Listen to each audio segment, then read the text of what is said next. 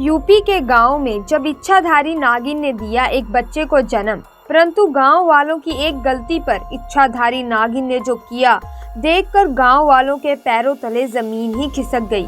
दोस्तों, आपने इस तरह के किस्से कहानियां खूब सुने होंगे और फिल्मों में भी कई बार देखा होगा।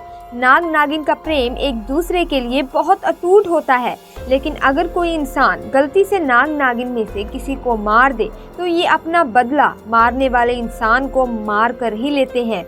दोस्तों, नाग नागिन की दुनिया में नागमणि एक विशेष स्थान रखती है। नागमणि के जरिए वे किसी भी इंसान का रूप धारण कर सकते हैं, कोई भी आकार ले सकते हैं और कोई भी भारी चीज उठा सकते हैं। आप ये समझ लीजिए कि दोस्तों, नागमणि मिलते ही नाग नागिन को बहुत सी शक्तियां प्राप्त होती हैं, जिससे वे जो चाहे वे कर सकते हैं। लेकिन दोस्तों, नागमणि हासिल करना कोई आसान बात नहीं है। इसके लिए हजारों सालों तक महादेव शिव की आराधना करनी पड़ती है और जब नाग नागिन की भक्ति सफल हो जाती है तब भगवान शिव उनसे खुश होकर उन्हें नागमणि दे देते हैं। तो दोस्तों, वीडियो शुरू करने से पहले महादेव के भक्त कमेंट बॉक्स में सच्चे मन से और श्रद्धा से हर हर महादेव जरूर लिखें, ताकि भगवान शिव की कृपा आप पर और आपके परिवार पर हमेशा बनी रहे। दोस्तों, कहा जाता है कि नागमणि एक इच्छाधारी नागिन को बहुत शक्तिशाली बना देती है, परंतु कहते हैं कार्तिक पूर्णिमा के दिन एक साधारण नागिन भी बगैर मणि के विशेष शक्तियां पाती है। क्योंकि दोस्तों, पूर्णिमा के दिन चांद पूरा होता है। जब चांद की रोशनी इच्छाधारी नाग नागिन पर पड़ती है तो उन्हें नई शक्तियों का एहसास होने लगता है, परंतु वो शक्तियां सिर्फ उसी पूर्णिमा की रात तक ही उनके पास होती हैं। और तो और दोस्तों, कार्तिक पूर्णिमा की रात ऐसी होती है कि एक साधारण सांप भी विशेष शक्तियां पा लेता है। दोस्तों, नाग नागिन महादेव शिव को ही अपना आराध्य मानते हैं, इसकी वजह से उन्हें अपनी शक्तियां प्राप्त होती हैं। दोस्तों, जो कहानी मैं बताने जा रही हूँ वे चमत्कारी घटना है उत्तर प्रदेश के एक छोटे से गांव केहरगढ़ की। दरअसल ये घटना घटित हुई है केहरगढ़ के मुखिया और वहाँ के सबसे धनी इंसान श्याम जी के साथ। श्याम जी करीब आज से 5 साल पहले एक साधारण और गरीब व्यक्ति का जीवन व्यतीत करते आ रहे थे। उनका गुजारा खेती बाड़ी करके और गाय भैंस का दूध बेचकर ही होता था। वे अक्सर जंगल में अपनी बकरियां चराने के लिए भी जाया करते थे। लेकिन एक दिन बकरी चराते चराते वह जंगल के थोड़ा और अंदर निकल गए। उसी जंगल में एक इच्छाधारी नागिन अपने नाग के साथ एक विशाल पेड़ के पास रहा करती थी। वह नागिन गर्भवती थी। शाम का वक्त था और शाम जब उस पेड़ के पास से गुजरा तो उसे वहां एक तेज चमकती चीज दिखाई दी, परंतु साथ ही वे दोनों नाग नागिन भी थे। उन्हें देख वो थोड़ा सा डर गया और तुरंत ही वहां से जल्दी से घर की ओर भागा। शाम इतना घबराया हुआ था कि उसने एक समय तो पीछे मुड़कर भी नहीं देखा, क्योंकि उसे डर था कि कहीं वे नाग नागिन उसे डस ना ले। परंतु उस रात उसके ध्यान में वो चीज़ जो चमक रही थी वो बार बार आ रही थी। वे इतना तो समझ गया था कि हो ना हो वो बहुत ही मूल्यवान चीज़ थी और अगर वो मुझे मिल गई तो मैं भी धनवान हो जाऊंगा। परंतु सबसे बड़ी मुसीबत थी वे दोनों नाग नागिन, क्योंकि वे नाग नागिन वहीं पेड़ के पास हमेशा उस चमकती चीज़ के पास ही रहते थे।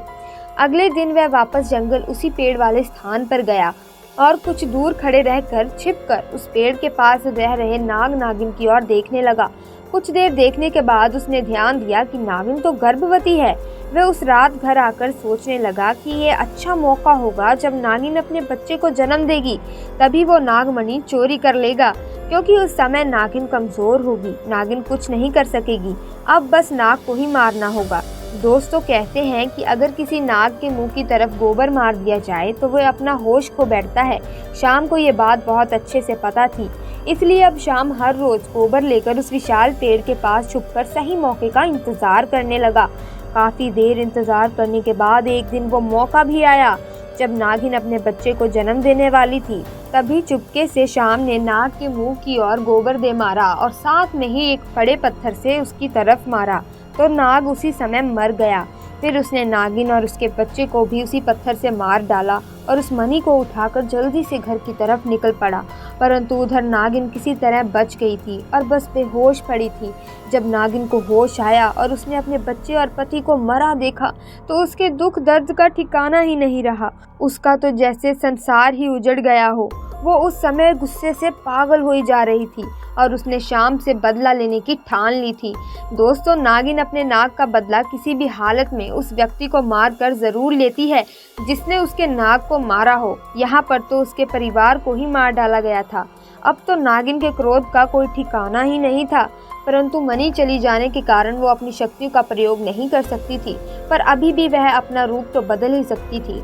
इधर शाम को जैसे ही मणि मिली, उसका तो जैसे पूरा जीवन ही परिवर्तित हो गया। उसकी फसल इस बार काफ़ी अच्छी हुई और काफ़ी महंगे भाव में बिकी। उसकी तो जैसे लॉटरी ही लग गई हो, क्योंकि जो भी वो धंधा कर रहा था उसमें उसे हर जगह से लाभ ही मिल रहा था। शाम बहुत ही खुश था, लेकिन शाम को पता था कि ये सब उस चमत्कारी नागमणि का ही कमाल है। गांव में हर जगह उसका नाम था। अब आए दिन किसी न किसी बात पर उसकी चर्चा होती रहती थी। शाम के इस रुतबे को देख एक अच्छा रिश्ता शाम के लिए उसके पास ही एक गांव से आया और मीरा नाम की एक सुंदर स्त्री से रिश्ता तय हो गया। उसी के साथ उसका विवाह भी संपन्न हुआ। मीरा अपने पति शाम को बहुत प्यार करती थी और बहुत ही इज्जत देती थी। दोनों एक दूसरे का कदम कदम पर साथ निभाते। उनकी जोड़ी गांव में मिसाल बन चुकी थी। दोनों का जीवन बहुत ही सुख में गुजर रहा था। उधर नागिन भी एक पुरुष का रूप धारण कर राघव नाम से शाम के यहाँ उसका मुंशी बन गया और शाम का विश्वास जीतने लगा। शाम भी राघव के व्यवहार और वफादारी को देख उसे अपना भाई समान ही मानने लगा। एक दिन मीरा अपने पति शाम के पास आती है और बताती है कि तुम पिता बनने वाले हो और मैं गर्भवती हूँ। ये सुन शाम की खुशी का ठिकाना ही नहीं रहा।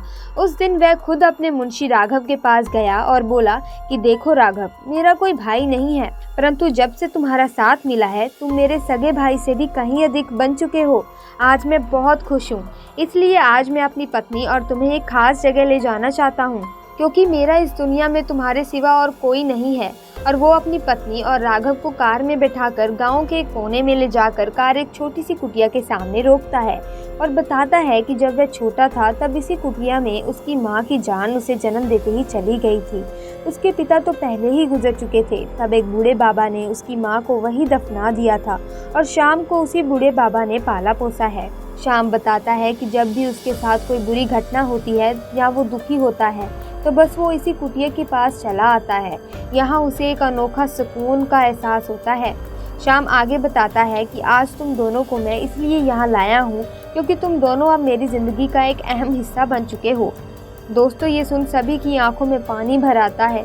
कुछ देर रुकने के बाद जब वे वापस पहाड़ी से होते हुए घर को आ जाते हैं तो रास्ते में अचानक उनकी गाड़ी पहाड़ी पर एक बड़े पत्थर से टकराती है और गाड़ी को जोर का झटका लगता है, जिसके कारण शाम तो कार में ही फंसा रहता है, परंतु उसकी पत्नी मीरा पहाड़ से नीचे गिरे एक पेड़ पर अटक जाती है और उस पेड़ के ठीक नीचे ही बहुत गहरी खाई होती है। दोस्तों, वो रात कार्तिक पूर्णिमा की ही थी। राघव अपनी शक्तियां पाकर पुनः नागिन रूप धारण कर लेता है। शाम राघव को देखकर चौंक जाता है क्योंकि राघव अब नागिन में पुनः बदल गया था। वो नागिन शाम को बताती है कि कैसे ठीक इसी तरह वह भी इसी स्थिति में फंसी थी जब शाम ने उसका पूरा घर संसार लूट लिया था। उसके पति और बच्चे को मारकर आज मेरे पास बदला लेने का एक बहुत अच्छा मौका है। शाम घायल गाड़ी में फंसा हुआ रो रो कर नागिन को बोलता है, भले मेरी जान ले ले, पर मेरी पत्नी गर्भवती है, उसे छोड़ दो। परंतु तभी उस नागिन को अपनी वही स्थिति याद आती है कि क्या होता है जब कोई अपना छीन जाता है। ये जिंदगी का सबसे बड़ा दुख है। नागिन ने शाम का उसकी पत्नी के प्रति सच्चा प्यार देख उसे माफ कर दिया और मीरा को उस पेड़ से निकाल बचा लिया और दोनों को हॉस्पिटल छोड़ खुद वापस जंगल में उसी विशाल पेड़ के पास चली गई। जब शाम हॉस्पिटल से स्वस्थ होकर अपनी पत्नी के साथ घर वापस लौटा तो उसने अपनी गलती का एहसास हुआ और उसने जाना कि उसने कितनी बड़ी गलती करी है।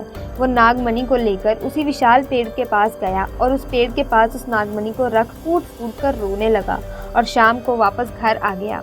दोस्तों, कभी कभी इंसान लालच में इतनी बड़ी गलती कर देता है कि फिर उस गलती को कभी भी ठीक नहीं किया जा सकता और अंत में पछतावा ही रह जाता है। आपको ये घटना कैसी लगी हमें कमेंट बॉक्स में ज़रूर बताना और साथ ही वीडियो को लाइक और चैनल को सब्सक्राइब भी कर देना। तब तक के लिए धन्यवाद।